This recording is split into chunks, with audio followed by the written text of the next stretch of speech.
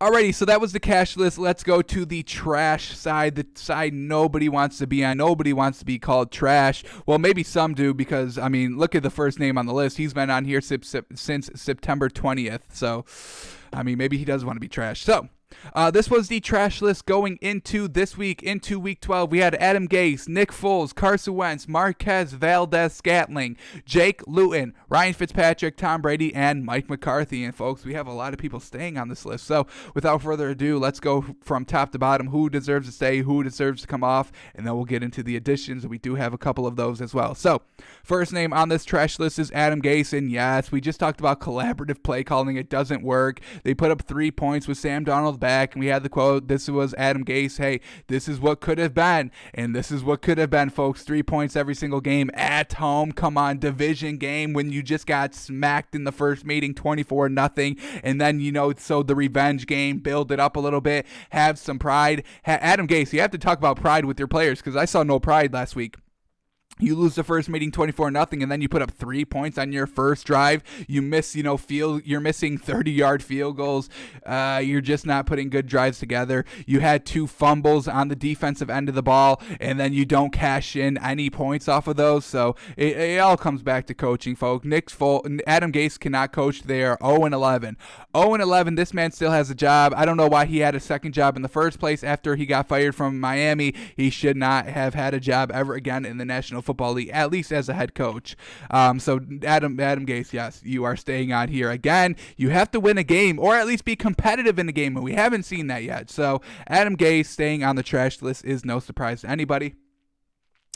All right, that brings us to Nick Foles, and this man got benched this week. So, I mean, I don't think he's going to be playing anymore. I don't know if do they switch off Mitch Trubisky next week and put Nick Foles back in? I don't know. They probably could. I wouldn't put it past Matt Nagy. Matt Nagy was probably like, hang on, that's all I needed to see. They only let Mitch Trubisky play 2.5 games before they pulled him. I don't know if he gets more than 2.5 games this time. The performance that he just put up against Green Bay, I would say Nick Foles probably plays, but Nick Foles did not play this week, and there's no indication that he will play again this season. So we are just going to take him off because we don't want to crowd this man on the list, especially if he's not playing. We can't call you trash if you're not playing. So if he starts again, we will put him on the trash list, and he will have to work his way out again.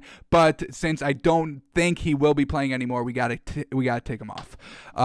So a little bit of a bailout takeoff by Nick Foles because he got benched. He played so bad, he was so trash that he had no opportunities to prove he was not trash no more. Not good.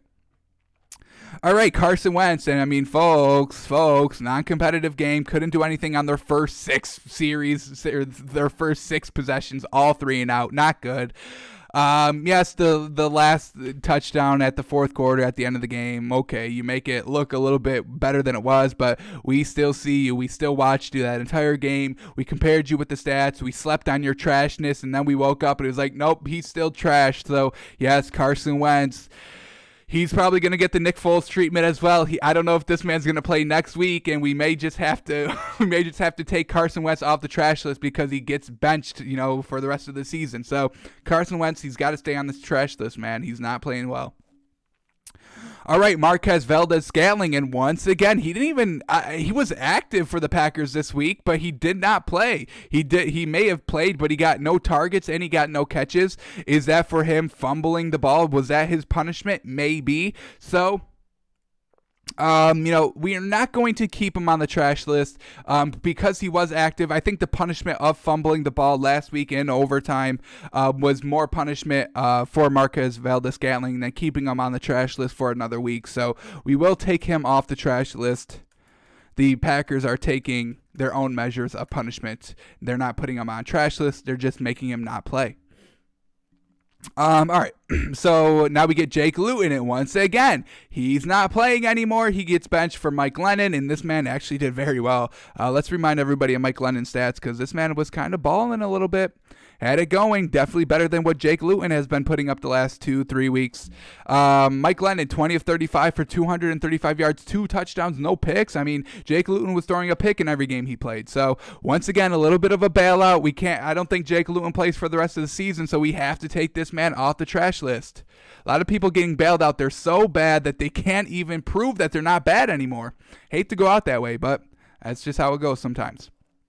All right, Ryan Fitzpatrick. Finally, this man is able to, prove himself that he's not trash. We put him on the trash list because he threw that red zone interception last week. Yes, he threw the touchdown, or he got into the field goal range. It was completing passes and threw for a lot of yards. But when the game comes down on the line, when it matters, he throws the red zone interception. Not even on fourth down, he could have had another play to do it. So that's why he was on the trash list for this week. Or going into this week, and then he played very well this week. I'll give it to him. 24 of 39, 257 yards, slinging the ball around, 2 touchdowns, no turnovers. Probably could have had a couple more touchdowns if our running backs didn't lose fumbles. I mean, we fumbled on back-to-back drives, folks. So not Ryan Fitzpatrick's fault. Had a good game, got us the win. We respect it. Still keeping up, that class act that he has. Love to see it. I mean, he really could have just came in and be like, oh, now y'all want me to start after y'all bench me? I'm just going to, get us down into the red zone and then throw interceptions every single time. That's what you want to do? You want to bench me? All right. I'll lose y'all the game. How about that? So he's coming out here with the right attitude, still being the mentor to Tua, stepping up when he needs to. And that's all we want from Ryan Fitzpatrick. He's doing a hell of a job there. And the attitude he has, love it, love it, love it. So we take that man off the trash list. And now we go to Tom Brady. What are y'all thinking? Should this man stay on the trash list? This man went to face against the Chiefs at home, another good opponent that they lost against. And Tom Brady went 27 of 41, 345 yards. I'll give him that. 3 touchdowns. I'll give him that. But the 2 interceptions, killer interceptions, both coming on back-to-back drives in the third quarter. When the game was already, you were already down 27-10, already down 3 scores. You have to start scoring. He throws 2 interceptions, gets the game kind of, away from them more. I say we keep him on here another week. He's still committing multiple turnovers in games. That's not cash, folks. And he's doing it against the top-tier teams that they have to start beating. This Bucs team, this Tom Brady, he has to start winning against, the higher caliber teams. The Seahawks, the 49ers, the Packers, the Rams, all these teams. They need to start competing better than them. They need to start winning them. And I think we have to keep Tom Brady on this trash list one more week. I mean, they could not do anything in the first quarter. Second quarter, let's see what happened in the second quarter. Hang on. Second quarter, they put up a touchdown. Third quarter, they throw 2 interceptions, but finally get a touchdown kind of late it was actually the start of the fourth quarter they started to score. So once again, not scoring in the third quarter, and then they kind of get some, late time garbage touchdowns. But the game is over at this point, folks. The game is over pretty much at 27-17. The Chiefs are just running out the clock. I absolutely love that by the Chiefs. So I think we keep Tom Brady on here one more week. Got to clean it up a little bit. I'm with you with the yards. I'm with you with the touchdowns, but those turnovers are absolutely killer. He's got to start cleaning it up a little bit more. And I mean, we see Carson DK Metcalf having success every single week. Russell Wilson giving him the deep ball. We saw it with Patrick Mahomes and Tyreek Hill giving him the deep ball 3 times for 269 yards. And Tom Brady is still not doing that with Antonio Brown or Scotty Miller or Mike Evans. He's not doing that. So why are we getting, Seahawks who only have, really 2 good wide receivers, Patrick Mahomes who really only has 1 good wide receiver, Travis Kelce as a tight end, and then we get Tom Brady with 3 great, more than 3, Chris Godwin, Scotty Miller, AB, Antonio Brown, folks, and Mike Evans, and he's not doing what Russell Wilson is doing and Patrick Mahomes is doing. So I don't want to hear it. Tom Brady, you got to step it up a little bit, air it out, start taking the deep shots, and when you take the deep shots, start being a little bit more accurate on them, and stop turning the ball over when you're trying to go deep as well, because that hurts you too. So I think we keep Tom Brady on the trash list one more week. And that brings us to Mike McCarthy, and absolutely yes, Thanksgiving Day game, and you flounder 16 points, didn't look good, kind of folded in the fourth quarter when Zeke fumbled. The game kind of broke open from there, so still, once again, cannot count on Mike McCarthy. He's got a low football IQ. Probably the second worst head coach in the league, Adam Gase being number 1, Mike McCarthy being number 2. We got to start looking at this man, folks. You got to fire Mike McCarthy. That's all there is to it. That's how the Cowboys kind of can get back to maybe some normalcy, not having Mike McCarthy there. So Yes, Mike McCarthy staying on the trash list. He fooled us once. He was on here. He was on the trash list for a couple of weeks. We took him off 2 weeks ago because they finally won the game coming off of their bye. And I was like, yes, yes, yes. This is the Cowboys team that you should be playing. I mean, they're talented on paper, folks. I don't think anybody's denying that. But yeah, Mike McCarthy, fool me once, shame on you. Fool me twice, and now you're going to be on the trash list for pretty much the rest of the season. So not good. All right, so now that we went through everybody that was already on the trash list, let's go to some additions now, and we do have 5 additions, so let's get right into it. Our first one, we have to go back to the Cowboys game. I mean, folks, we got to put Ezekiel Elliott on the trash list. I mean, he has to be the leader, folks. With Dak Prescott being down, Zeke got paid before Dak. He needs to be the leader. He should be the leader even with Dak there. Without Dak there, he really should be, a leader times 2, truly. So 10 carries, 32 yards, no touchdowns, and the killer, the thing that put the cherry on the top.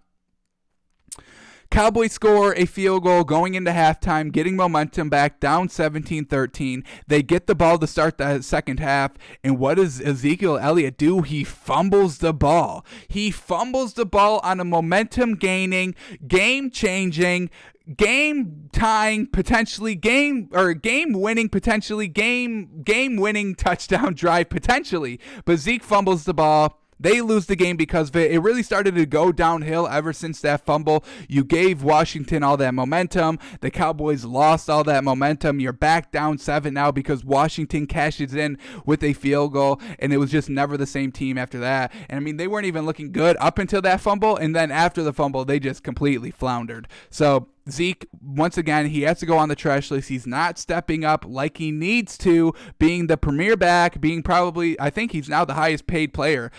Maybe Amari Cooper has, I don't know. I think he's now the highest paid Dallas Cowboy player on the active roster, and he's not getting it done. So Ezekiel Elliott, welcome back to the trash list.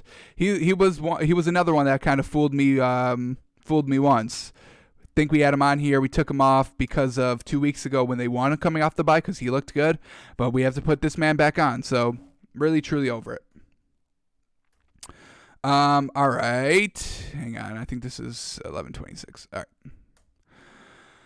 All right. Mike McCarthy, 11:26. Is that right? Yeah. Here we go. All right. Let's move on. Here we go. Another edition. Here we go. All right. And folks, I don't know, man. I don't know. I think this is another head coach that needs to be fired. The next person on this trash list is going to be Anthony Lynn. I mean, folks, they had every opportunity in the world to beat Buffalo this week, folks. When they have 3 straight turnovers in the fourth quarter and you're down 2 scores, you're down 10 points, you have 3 possessions. You can't make 10 points. You only cash in 3 points, and then you intercept the ball, and then you go 3 and out. I mean, they were gifted this game. Josh Allen, classic, struggling under pressure, floundering, if you will. And, the Chargers can't take advantage, so they lose another close game. This is exactly what we know of the Chargers. So we have to put Anthony Lynn on this trash list, folks. We have to stop, we have to start looking at people to blame for these losing close games. And I think it all comes back to Anthony Lynn. As I said, the blame was on Phillip Rivers last season. He's not there this season. Justin Herbert's looking, oh my goodness, like a Tom Brady-esque quarterback. He's going to be in this league for at least 15 years, folks, and being good every year. So Anthony Lynn, I think he's the main reason why they're losing these close games. I don't know if he's that good of a coach. He may be a good person. I'm not denying that. But as a head coach, he's not getting his team to play a full 60-minute game of football, thinking that they can win every single quarter, every single minute of that game. So we're going to have to put Anthony Lynn on here. Got to start closing out the games, folks. That's what he has to do. So, all right. Let's go to All right, let's go to Carolina for our next pick in our trash list, and this was a game time or a potential game-winning field goal, 54 yards, and he misses it. Come on, 55 yards inwards, all should be automatic, and this man misses 54 for the game winner after Teddy Bridgewater just completed a 35-yard bomb to the middle of the field with only 30 seconds left in the game, 40 seconds left in the game. They get you in position to hit the game-winning field goal. It's only 54 yards. He misses it. So we are going to put Joey Sly on the trash list. Not good. I mean, we had a couple of kickers on the cash list. That could have been Joey Sly. But instead he falls on the trash list. Not good. All right, since we're talking about kickers, folks, since we are talking about kickers, let's talk about this kicker right here. Where is it at? We're going to go to Arizona again, and this wasn't the game-losing field goal, but this made it so that the Patriots had, no kind of adversity on their last drive. Tie game. If we get it, we get it. If we don't, we go into overtime. That's their thinking because Zane Gonzalez missed a 45-yard field goal. Even that, oh my God, you should be cut for missing a 45-yard field goal, especially to give you a 3-point lead, put the pressure on New England on their final drive of the game, and Zane Gonzalez just misses it. So this wasn't a game-losing field goal, but in the grand scheme of things, you didn't put the pressure on New England. They just felt fine. They were playing with kind of house money. Hey, if we don't get anything here, we were still going to get the ball in overtime maybe. So hey, let's just kind of be conservative. Oh, it's working. Okay, let's just keep it up then. And then they go and kick their game-winning field goal. That's why we put Nick Folk on the cash list. So we got one kicker on the cash list, one kicker on the trash list in the same game. That's how it goes, folks. So Zane Gonzalez, I think he's been on here before because I think he's missed another kick. So Zane Gonzalez, got to clean it up, man. Definitely butchered that name, but we'll fix it in post. And then our last one, and I mean, folks, we got to put this man on. Our last addition to the trash list is going to be Mitch Trubisky. You sat on the bench for 7 straight weeks and didn't get any better. That didn't light a fire under you. That didn't give you any momentum coming into this game, and you still performed like garbage? Come on, Mitch. I was really rooting for you. You made us look like clowns. We took the Bears plus 9.5. I thought it was solid. And then you just go out there and do that performance. You put up 10 points, basically. I don't care about the last 15. They put up 10 points in that entire game. They got outscored 41-10. Mitch Trubisky, Jesus, man, you're competing for a contract. Did you know that? Was that not aware to you? Because it was aware to me. I mean, I was full aware of it. I knew you were playing for a contract, and oh man, you're not getting another one because of that performance. I'll tell you that. So truly unfortunate by this man. He's done, folks. He's done. Mitch Trubisky, he's also on the trash list as well. Alrighty, so well done to everybody for making the cash list, and unfortunate for all those on the trash list. Hopefully you guys can get off this week, but as Adam Gase says, you probably won't because you'll be on here forever.